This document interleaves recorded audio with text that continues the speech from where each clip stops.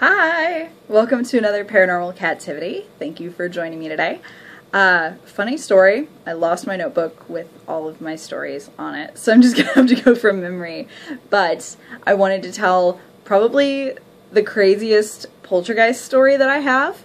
So, sit back, relax. You're about to hear some craziness. So, one day, when I was younger, my mom and I had gone to the store, and we left my brother at home alone. Dad was at work. The way our living room was set up was, let's see if I can illustrate this.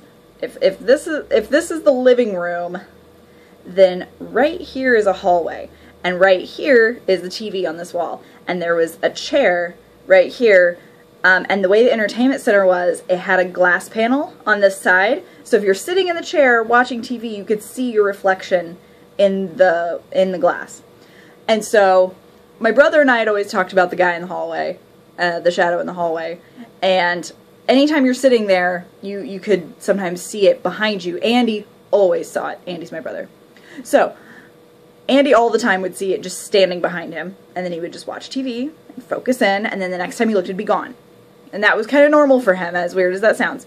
So he didn't think anything of it. He was watching TV one day, like kind of laying in a chair, and that's what we did. So he looks up, he sees the shadow figure behind him in the hallway, just behind the chair.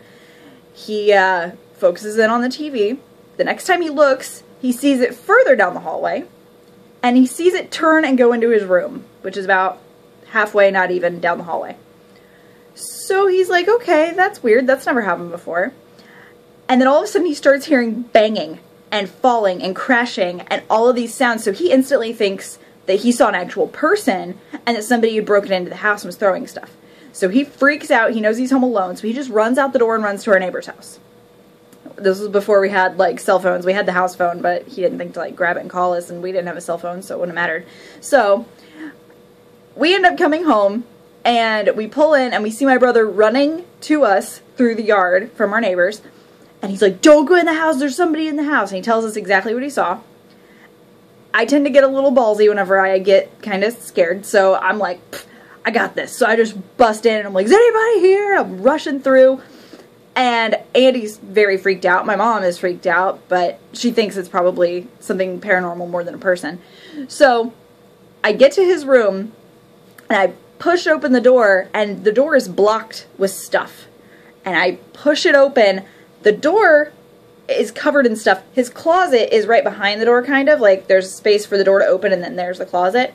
That door is open also, and everything in the closet is pushed out onto the floor. And everything else in the room is just trashed.